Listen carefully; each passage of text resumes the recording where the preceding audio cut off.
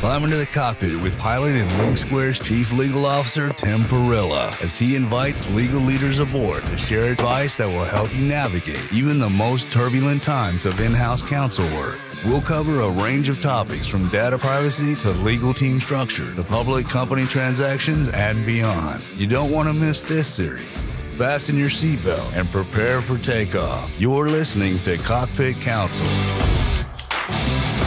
Hello, everybody, and welcome back to another episode of Cockpit Counsel. My name is Tim. I'm the Chief Legal Officer at Link Squares. As always, we have Alyssa Verzino, our producer. How's it going? Doing great. How are you? Good, good.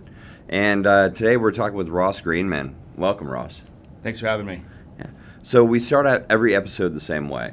It's a pilot-themed podcast to a certain extent. What is your pre-flight ritual? So I guess, first things first, coffee. It's days when I don't have coffee, I find myself wondering where's the mojo, and then oh yeah, I need a little more coffee. So yeah. That's number one, and then secondly, a little more substantive, I think, is having a plan of attack for the day. So I've tried a bunch of different organizational systems over the years. Recently had the advice from another attorney friend of mine to just he said, I just use these 3x5 cards. Yeah. And every day, just, the top handful of things. And it's down and dirty. There's no technology with it. Right. But I think that's pretty effective, because then you could just have that little reminder throughout the day. And even though, 9 times out of 10, it doesn't go exactly the way you wanted it to, if you've got a couple priorities on there, right? So from a ritual standpoint, that just sort of is a quick, efficient way to get energized and then kind of set a couple of key priorities for the day. Nice. So you've had a non-traditional career path to in-house. I know we were talking a little bit about it last night. Would love to hear your story. What brought you in-house, and how did your career kind of take the turns to get you there? Yeah, thanks. Definitely a non-traditional path. I think a lot of in-house folks are sort of, and I don't say this in any way in a disparaging way about the attorneys that are in firms, but there's an element of wanting to escape a law firm environment, and a perception that I can go in house, like work-life balance will be better, have closer relationships with my colleagues and people I'm working with that are doing different things, and I think that's all true.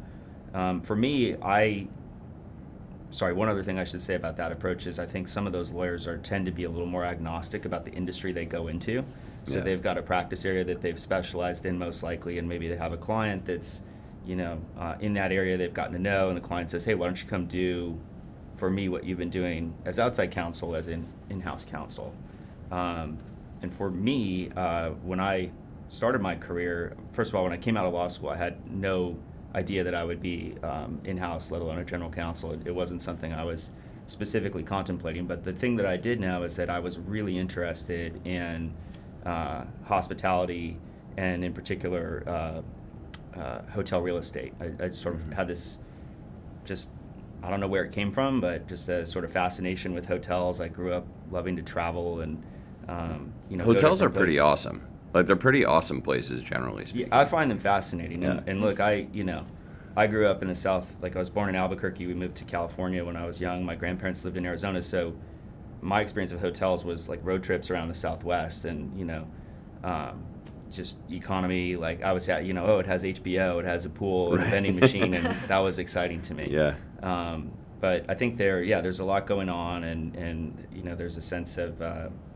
there's always a sense of excitement and escapism when you're in a hotel. So I always sort of carried that with me. I didn't necessarily have any idea when I was in law school that was something I could figure out how to do professionally, but I knew as a class of real estate that was interesting to me versus other types of real estate. And then in law school, literally going back to 1L property, real property, I found that to be really interesting. It just really resonated with me. It was a class I did particularly well in, and I ended up writing a paper about eminent domain with my 1L professor. And so I had this interest, and then when I finished law school, Having said all that, I also had this desire to sort of see the inside of a courtroom and be kind of the proverbial real lawyer. The lawyer. Yeah, which again, that's not meant in any way to take away from folks that are doing transactional work. I mean, that's what I do now. But I just had this idea of what would it be like to be in court, and arguing the case, and you can't handle the truth, the whole thing. All of that, to some extent. Yeah. And so I was really, frankly, I was really stuck when I came out of law school. I had this entrepreneurial bent. I had gone, instead of working for a firm, I worked for a startup.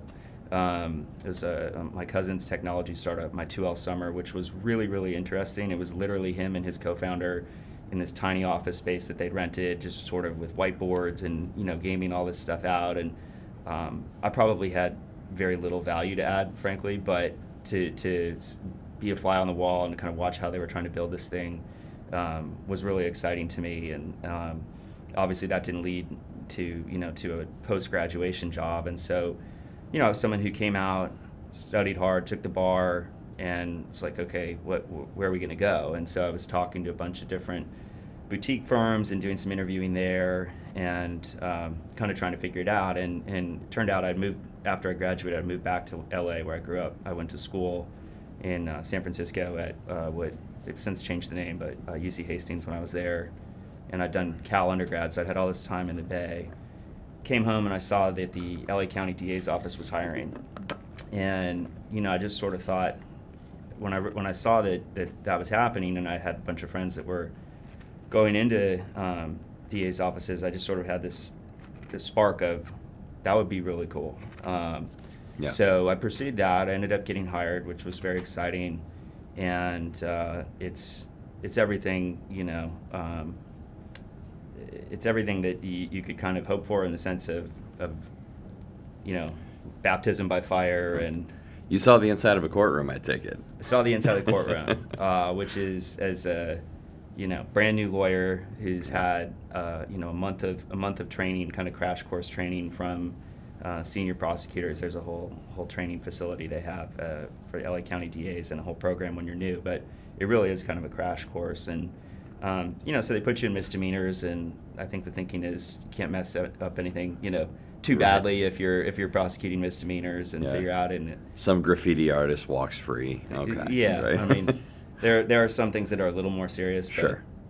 Generally speaking, it's not, it's obviously not life or death, and so you get a tremendous amount of, autonomy in terms of how are you going to handle your caseload. Are you going to take things to trial? Are you going to settle things and plea bargain within certain guidelines? And so it was a really exciting and a really rapid learning experience. And I did get to have those moments of standing up in front of juries and arguing, kind of progressively more serious cases. After about a year, you start doing felonies and some heavier stuff. And so I did that for about 6 years. My plan, I think 1 to 2 years in, was get this trial experience, maybe go to do some civil litigation and kind of work my way back around to something that's a little more in the obviously in the private sector, but a little more entrepreneurial, broadly speaking. Sure.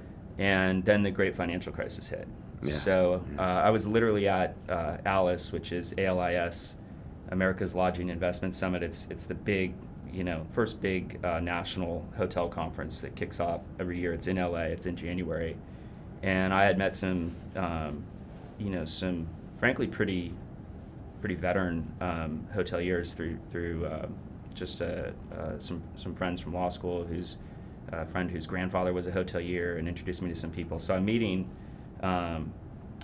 these guys and saying, hey, I'm interested in getting into hospitality. And, essentially the conversation was, that's really great, that's really exciting, our businesses are getting crushed, like, right. As an industry, not them specifically, and yep. where, there's people getting laid off. So I had a safe government job, and so I sort of wrote it out until another 4 years. So it was like 07, 08? Yeah, so I started in the DA's office at the very beginning of 07. Okay, yeah. And then ended up leaving like the very, very beginning of 2013, I think it was. Yeah. I graduated in 08, not like 07, 08 was not a great time to be graduating law school. No. Or graduating anything, to be honest. No, it was really tough. I mean, I had a friend who was he was with Big Law, and had sort of made it, at least in the from the perspective of recent law school grads, right? Yeah. And his firm had layoffs, and it was on the front page of the Wall Street Journal, and he was wrapped up in that, and it was tough for a lot of people, for sure. Yeah, absolutely. So, all right, so you're in the DA's office. What's next? So I think I reached a point where I really knew that wasn't what I wanted to do for any, for a whole career. It was definitely what I wanted to do when I went into it, and I reached a point where I felt like, this has been a really great experience. I've tried a bunch of cases. I've seen what that's like. I've kind of had the challenges that come with, an excitement of thinking on your feet and judges yelling at you about this or that, and you got to keep your cool, and just kind of learning how to navigate those situations. But I didn't want to do it for, another however many decades. And Right. So I sort of picked up the thread again probably around 2011, 2012, and started really thinking about what am I going to do to branch out of this. And the hotel theme, hospitality theme, and hotel real estate, it just kept coming up for me. Yeah. So I found a program from Cornell, which has a really well-regarded hospitality program.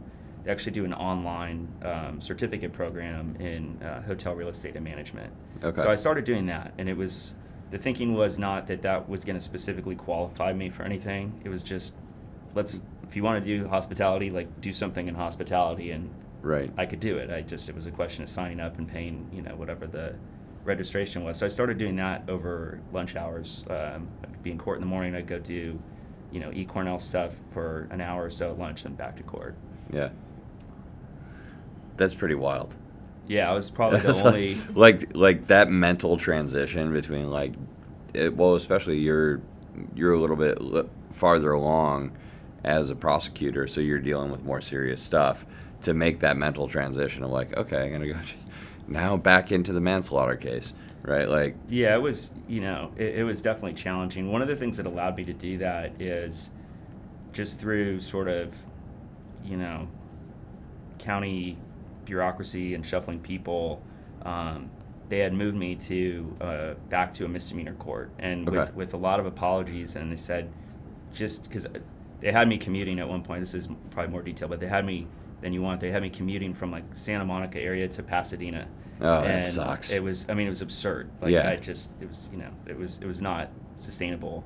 And so after a few months, as nice as Pasadena is, Pasadena's great. that commute sucks. There's a beautiful courthouse there. There's Yeah. the Pasadena PD where Everything's beautiful they there. They were, from a prosecutor standpoint, they were good to work with and all Yeah. that. But yeah, so they moved me back to a misdemeanor court that was a little closer to home. Okay. And with all these apologies about, you've been here a long time, we're gonna get you downtown and into straight into a felony trial assignment downtown, which is, from a DA standpoint, that's where you want to be. That's that's exactly where you want to go. And so I had this moment where they came in a few months later and they said, hey, we're ready to, sort of with apologies for having put you back in misdemeanors, we're ready to move you back downtown. Right. I said, great. And then I had this real gut check moment of, this is a fork in the road, Yeah. If I'm gonna do what I should do to progress as a prosecutor, I need to jump all over that opportunity, Yeah.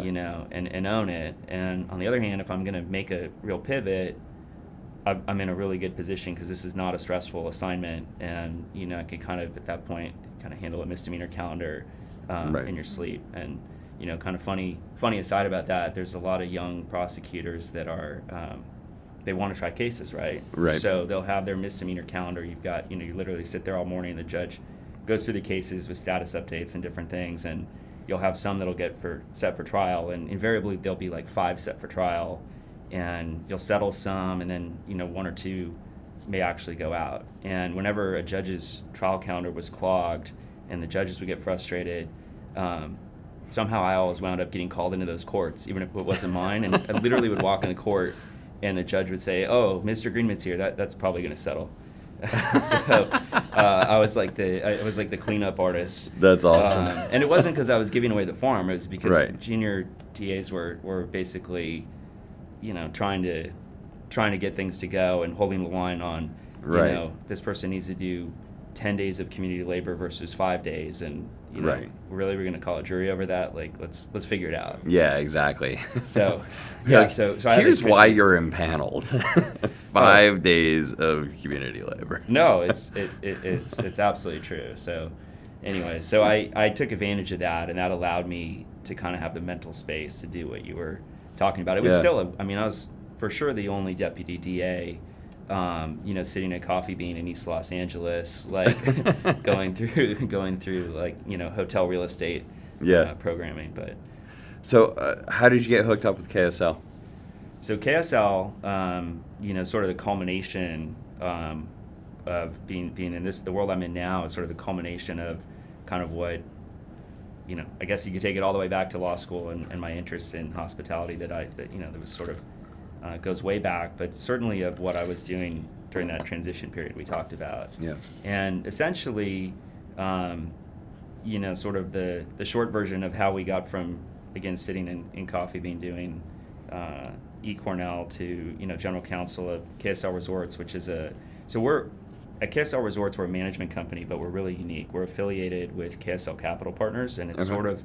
it's an evergreen affiliation. It goes back decades to a predecessor company, and KSL Capital is in the hospitality space is incredibly well regarded and also sort of prolific investor. And at this point, they've closed Fund 6, and they've raised many billions of dollars and invested in hospitality businesses all around the world.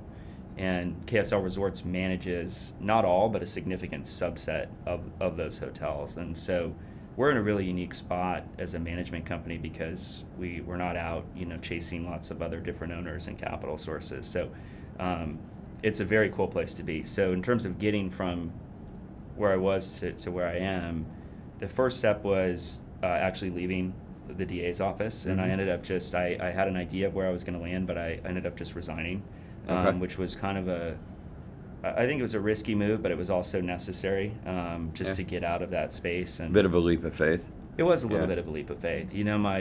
My grandfather had passed away, and there were some things going on with the estate that I had an opportunity to help out with, and it was good for the family. I was getting married, and it gave me sort of the headspace to prepare, for the wedding, to have a nice honeymoon without, kind of worrying about planning it around a work schedule and all those things. But it also, there was some uncertainty. So I ended up getting a job in-house with a hospitality company with Best Western in Phoenix. Okay. And so got back from my honeymoon, and at that point I didn't actually have the job offer yet. I'd been talking with them. I knew I was had a likelihood of getting that offer, but it was definitely an uncertain period, right? Where I had a lot of enthusiasm for my leap of faith, and then I got back from my honeymoon, and we'd moved in with my in-laws, and my wife's getting up in the morning and going to her job, and I'm like, all right, here I am. You're on Instagram, yeah. Yeah, exactly. So that wasn't an easy time, but it ended up being, it feels like an eternity when you're in it. In hindsight, it was, Of course. it was a fraction of a second, right? So Yeah. ended up getting the offer that I was hoping I would get. We moved out to Phoenix, and had a great but short stint at Best Western, because what I ultimately realized was that I really wanted to be more focused on the real estate side of things. That was really compelling to me, and having spent time with a brand and being in-house in that environment, there were a lot of learnings, but I also realized that I wasn't going to be doing some of the stuff that, for example, I was studying when I was getting that eCornell certificate. Right. And there was a little more in my colleagues who I liked tremendously there, and their general counsel, Jay Pritchard, is a really good friend of mine from law school. He was there as like sort of a senior corporate counsel. He's now their GC. Great group. But I think as a rule of thumb, probably a little more agnostic about which companies they were working for. Right. Whereas I really wanted to be, doing hotels and hotel real estate. So Right. ended up going into brokerage, which was another little bit of a leap of faith, but it was sort of a recognition that, no one was going to pay me a lawyer-sized salary to go out and, underwrite commercial real estate or do these things I haven't done. So brokerage is, commercial brokerage is sort of a, eat what you kill kind of a environment, and did that for about 3 years. And then at that point, I knew a lot about hotel real estate. Even though I wasn't technically practicing, I was doing lawyer things. Well, you're learning the business, and of course, like being in that world, you can't turn off the lawyer switch. No, in fact, we'd get a purchase and sale agreement for a client, and I'd start going in and, obviously being clear I wasn't representing them, but, marking it up and adding thoughts. And the broker I worked with was kind of like, why are you doing that? Go out and like, I can't go out stop. And find, I just can't stop. You can't turn it off. So I had met a lot of people. I mean, the great thing about being a broker is your job is primarily to meet people and make introductions. And I was in the industry I wanted to be in. So ultimately, I wound up with a really fantastic network of hospitality executives that I'd gotten to know through being in brokerage. And through that network, I met my boss in my former company, Juan Yaka, and Juan is super entrepreneurial, has a hotel ownership and development company based in El Segundo, so it's just south of LA but back in California, and got to know Juan over a period of several months in late 2016, and it's a great example of he wasn't looking to hire a general counsel, but we met and we were talking about what he's doing and his needs and my background, and essentially said, well, why don't we make you, general counsel, you come work for me. And so that was my first GC role, and it was not by design, it was just organic, because that's awesome. I was talking to people and being in the space I wanted to be in, and then just the rest was unfolding. That's very cool. So what was one of the most difficult things about going into that role? It sounds like it sounds like when there's not a direct need, you just have to sort of forge your own path. Yeah, and your new boss was like, I'm not sure exactly what you should do, but you should figure it out and help me.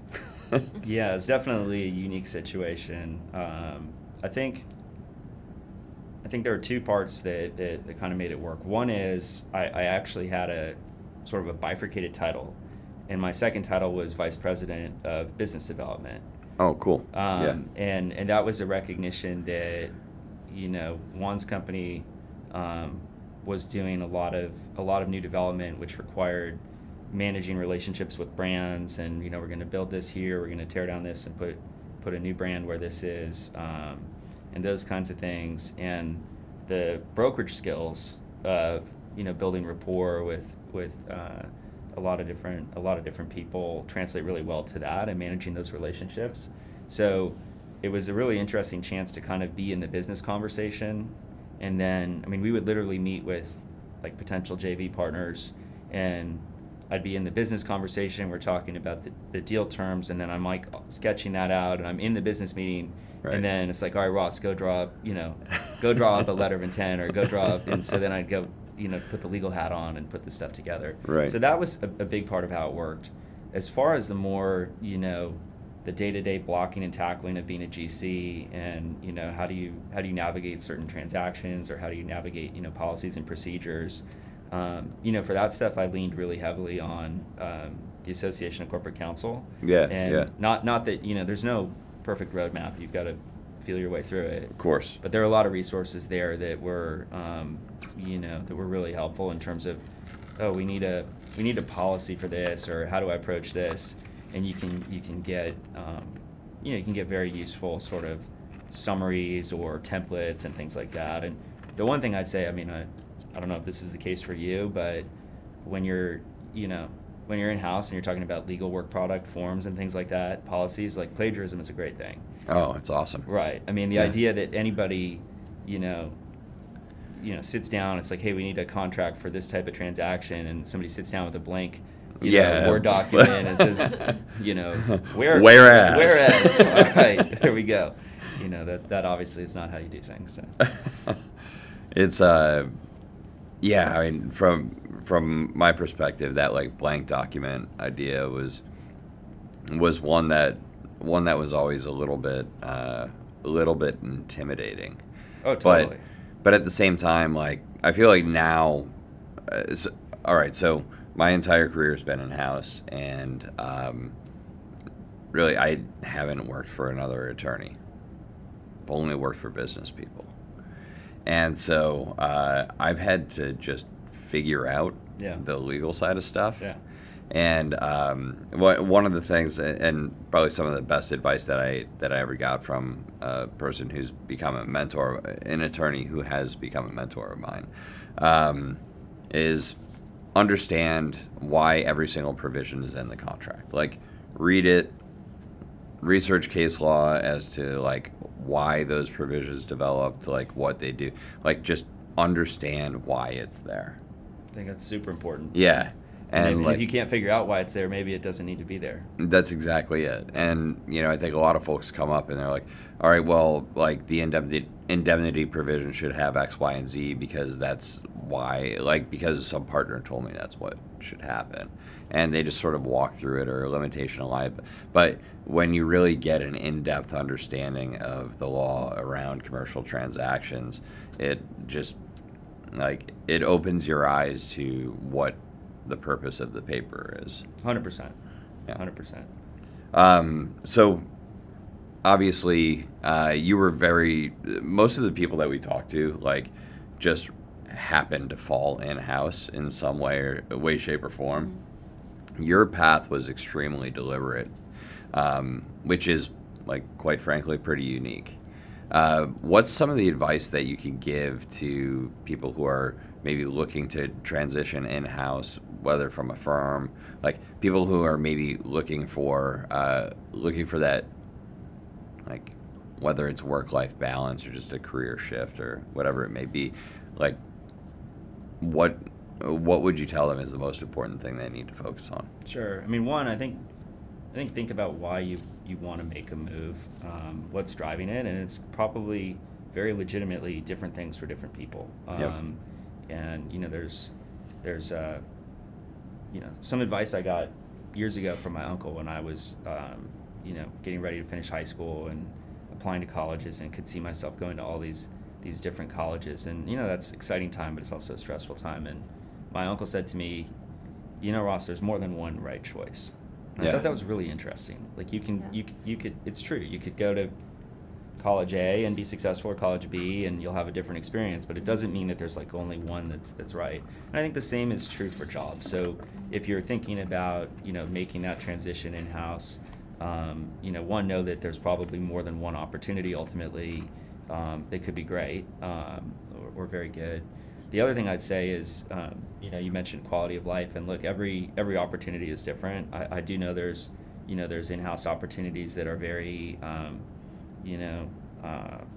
like I had interviewed at one point some years back with the REIT, and the role there was really just lease driven, and so they're doing a ton of commercial leases. They're all going to be on the same form with the same types of credit tenants, and they're that could be, if not a 9-to-5 job, like an 8-to-6 job or whatever it is, right. But like that's, you show up, you chop the wood, and not that's like crying your cereal boring, right? Look, like, to be honest, again, to you and I, absolutely, yeah. But I think there's probably someone out there who is really good at that type of work, and they go, do whatever it is they do. They finish work the same time every day, and they've got these other things, and so you got to think about what it is that you want. You're absolutely right. Yeah. I mean, yes, I wouldn't have lasted long in that job. But right. When you think about work-life balance, just another thing to be aware of is, not every in-house job is about work-life balance. I mean,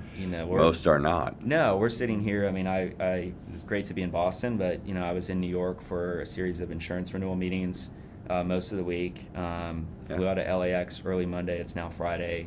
Left my family like late Sunday night, because I go up to LAX usually if I'm flying out of LAX the night before an early flight because the traffic is Yep. so bad to get up there. So, we're sitting here Friday, and I've pretty much been, on the move all week, and you got to navigate. We've got, litigation, other things that are going on that in between the margins you're trying to navigate, doing calls from the Uber and stuff like that. So it's not really, work-life balance may not necessarily apply, Yeah.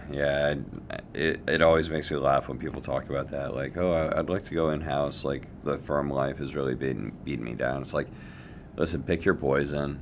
Like, if you're... how many people who are not lawyers who work in businesses work 60, 70, 80-hour weeks? There's a ton of people that do that. Just because you go in-house as a lawyer doesn't mean you're clocking 9 to 5. No. Like, the expectations on you are that you work until the work is done, and then you work some more. Right? It's 100% true. And yeah, look, I mean, I could literally work. I'm not saying pretending I do this, but I could literally work 24 hours a day because there would always be something. There's else, always something else that we should refine this, or we should take another look at this this policy or this SOP. But the other thing, just to answer your question, because I don't know if I did clearly about advice, I think it's be really clear again about why you want to go in-house and what it is that's driving that. Because for me, so again, for someone else, maybe it is the REIT job we kind of talked about, right? And that maybe does have a quality of life component or some balance to it. But for me, it was about wanting to show up at work every day really excited about what I was part of and what I was doing. Yeah. And, it's kind of a cliche, but when you really enjoy what you're doing, it feels a lot less like work. Yeah. Every job has things that, you don't love to do, and if you can find that, and if going out in-house is a means of finding that, then I think you've got to think about, so what are the types of companies, the types of people that give me that feeling, and go look for that. Absolutely. Yeah, that makes a lot of sense. And so working in-house, I'm curious to hear how you balance a business and a legal perspective in your day-to-day. Yeah, that's always kind of the challenge, like which hat am I wearing here? Right. My thinking on that is that it's more of a in general day-to-day, they're really merged. Mm-hmm. Think of it like a smoothie with these concepts like blended around, as opposed to I'm doing this or I'm doing this. And I think you have to relate to be successful. You have to relate to your colleagues as a business person, and you have to earn their respect as a business person and demonstrate that you understand fundamentally what the business is about. So I'll give a very specific example. In our business, there's a lot of complexities, there's a lot of moving parts, but fundamentally what we do is we manage hospitality assets on behalf of a private equity investor. And for each investment, for each portfolio company that we're involved in, we want to be stewards of that asset in time, and it's something we're really proud of, and do the right thing by our people, but also obviously enhance and improve the financial performance of the asset and get an investment to safe harbor, relative to our pro forma underwriting. So all these different things that are going on with, we need this contract with this counterparty with, X, Y, and Z, every single one of those things is intended to help us accomplish that goal that you see when you're up at 30, 40, 50, 60,000 feet. And so I think it's important to know whatever that story is for the company you're working for. And I think that's essential. I think it's table stakes if you're a general counsel, but I think if you're a new corporate counsel, it should almost be table stakes as well, and then you can approach your legal work with that perspective. Because I can't tell you how many times I've had things come to me from a purely legal standpoint, and frankly I've thought, why are we doing that, or why are we doing that this way? And I'll, in a very respectful way, but I might circle back with somebody who's on the executive committee with me, who's overseeing whatever that project is, and just say, hey, are you aware of this? And maybe, I don't know what the percentages are. There's a lot of times they say, yeah, no, this is why we're doing it. And I say, great, no, it's interesting, I learned something. But there's other times they say, I wasn't aware we were doing that. Right. Hold on, no, pencils down, why are we doing that, right? So, again, if you just wear the lawyer hat, you're not gonna flag those things, right? Because you're gonna say, oh, well, they gave me the work, and I got to review this, right? So you got to have that perspective. The one time you really do need to be clear is when you're sending emails around litigation. Yeah. And that is the one time that I make a very, very clear distinction. And, I flag those emails as attorney-client privileged. If it's really sensitive, I make sure, and we have outside counsel, I make sure they're almost like address my email to outside counsel, and then, CC people who have a need to know.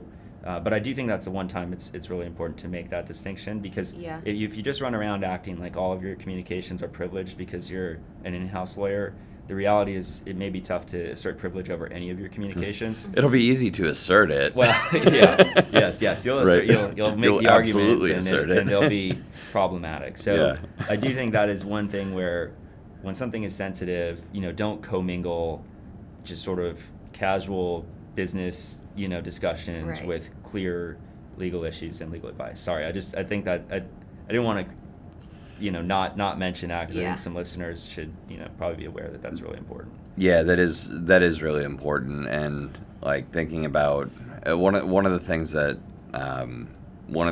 I stress pretty heavily with the team here. So, Jonathan and Ashley and Ashlyn don't have a ton of litigation experience, and I always approach things from a record creation perspective. Yep. Right? Like, if there's any controversy that may be happening, whether it's, doesn't matter what area it's in, it's like, all right, if someone is approaching you from a conflict position, you immediately need to switch into record creation mode. Yep. Right? Yep. It's not about, lawyers don't communicate in written correspondence for the purpose of coming to a friendly resolution. Right. No, right. They pick up the phone for the purpose of coming to a friendly resolution. The written correspondence is to create the record. But they do one other thing that I always encourage our business teams to do in those situations, is they pick up the phone and then they make a record of the friendly phone call. That's exactly right. It's great talking with you earlier today. Like, listen, I'm gonna send a big FU letter. I just want to let you know I have to send that letter. That's right. But I do want to keep talking to you. Right? That's right. Yeah, you do that. Yeah, like, I get it. I'll send you one back. It's gonna be great.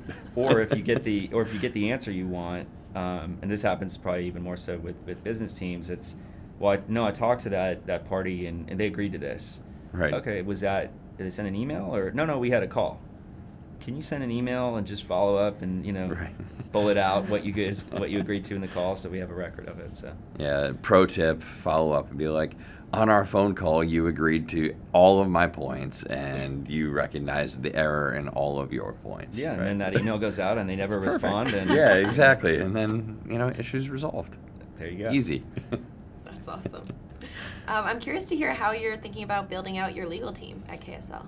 Yeah, so it's always an evolving thing.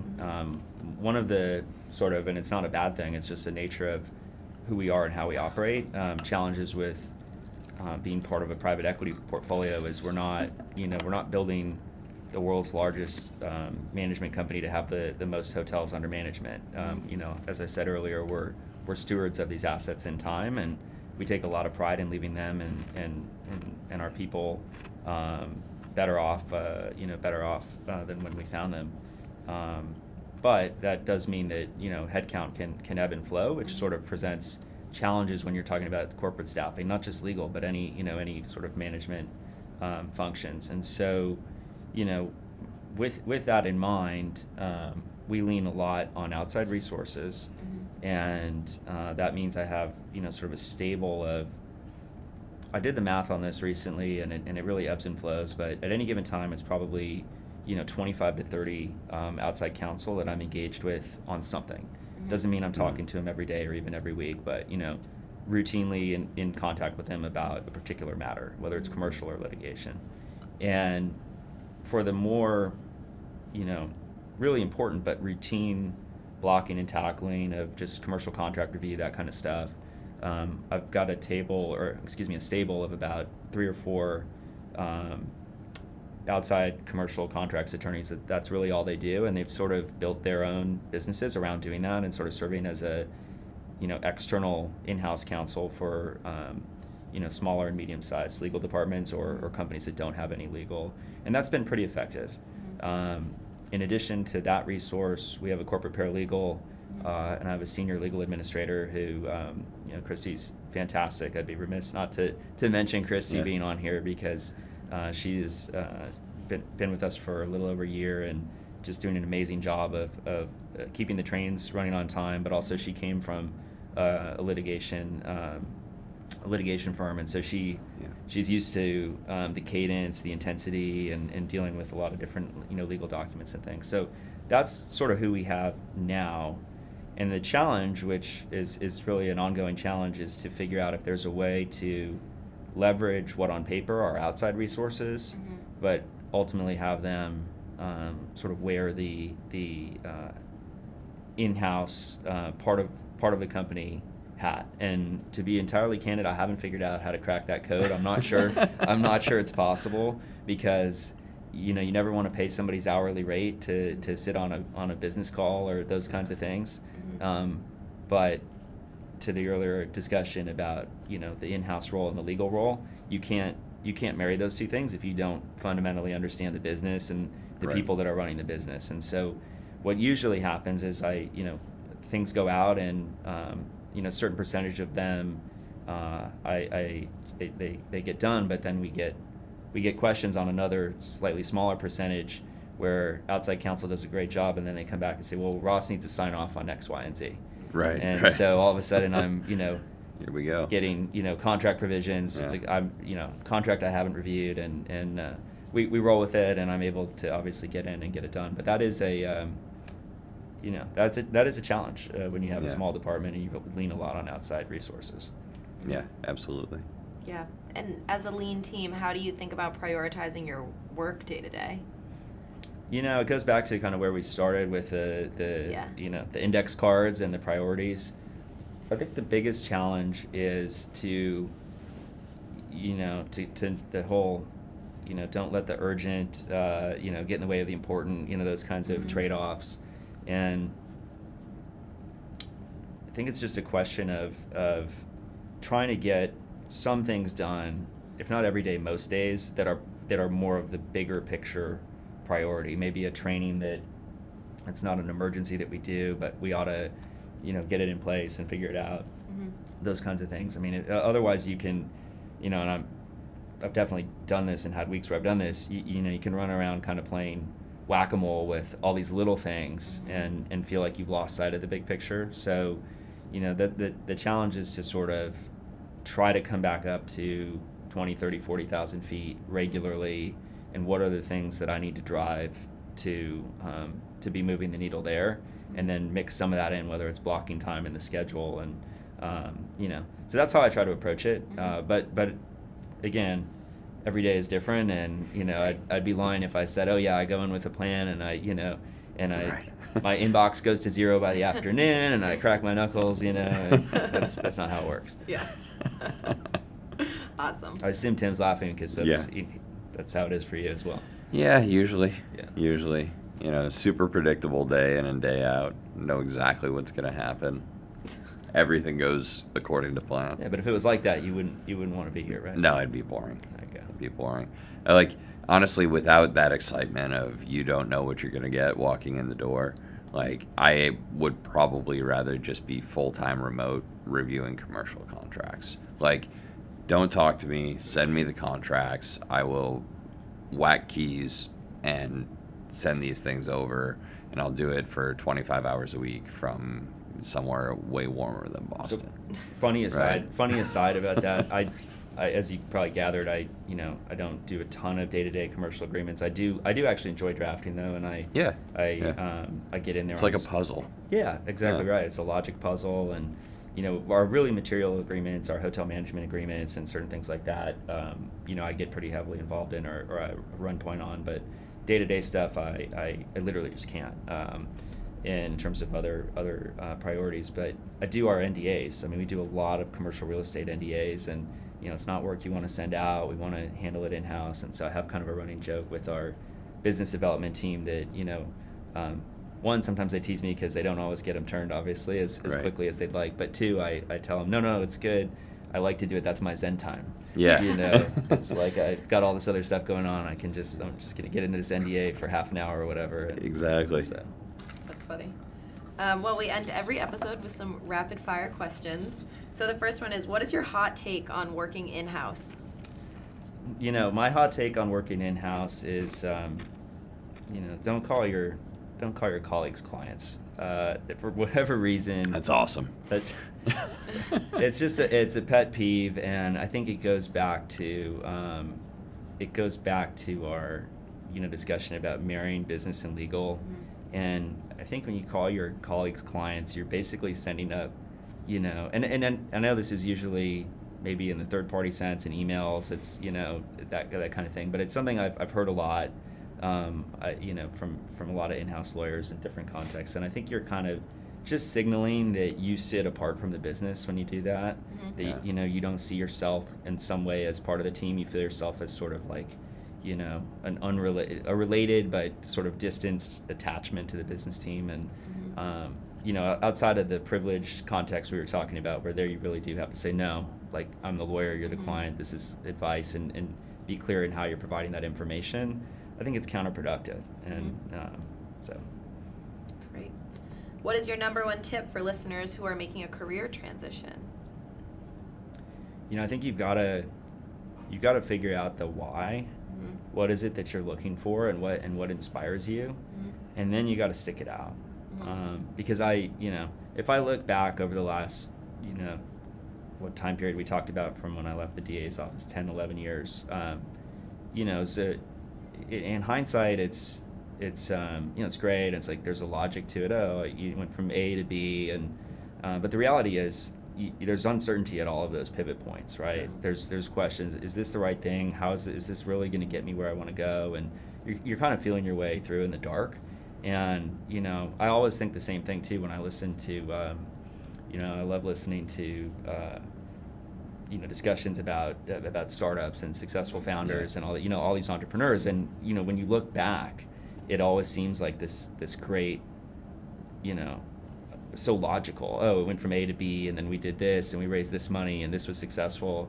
But that's the 2020 hindsight. So my advice is, don't assume that you're doing something, that you're on the wrong track just because it's not easy. Because you really have to be persistent and stay the course. And my other advice is network. I mean, people are terrified of that word, and you've got to pick up the phone. You got to meet people for coffee. You've got to just get out there. And I think a lot of times the thinking is, well, that person, I don't want to work at that person's company, or they don't have a job for me. So, and it totally misses the point. Mm-hmm. You just got to get out there and tell everybody in a friendly way that's in your network and your wider network, hey, I'm would you be willing to chat for 20 or 30 minutes, or can I buy you a coffee? And some people will blow you off, but a lot of people, I think the majority, are happy to talk, and you just never know where it's going to lead. So you got to create that movement. Right. Great answer. What is the best leadership advice that you have ever given or received? That's a tough one. I think what you've got to do is if you're in a position where you have a team under you in any way, you've always got to be guided by taking care of your people. Mm-hmm. I think that's really critical. And think about their needs, whether it's professional advancement, reach goals, stretch goals, but also just are you putting too much on their plate? Are you giving them opportunities to ask questions? All those kinds of things. Just trying to, treat anybody, whether they're directly reporting to you or broadly speaking, rolling up to you. Think about how you'd like to be treated, and I think that's a really important guiding principle, and ultimately it leads to better results for a business as well. So, what's a charity that's close to your heart that you want listeners to check out? So I've got two that I'll just kind of off the top of my head mention. One is, maybe a little unexpected, but ACC is actually Yeah. Association of Corporate Counsel is a nonprofit. Yeah. There's chapters all over the country. If you're in-house and you either don't know what ACC is or you haven't signed up You for need it, to figure it out. you're missing out. I Yeah. mean, it's a great community. $400 a year, I think, $385. I can't remember exactly. Sometimes there's some discounts and things, but more importantly, you can typically can get your company to pay for it. But even if you can't, even if you're out of pocket, I think if you're in-house, that's a really wise investment. I joined with my first in-house job and out in Arizona and kind of never looked back, and it's been a great group to be part of. I'm on the board of the SoCal chapter now, which has been really fun and rewarding, and just the professional network that you build through ACC is just unparalleled. Yeah. So that's number one, and then the other one is an organization called FIRE, which is a speech rights organization. Okay.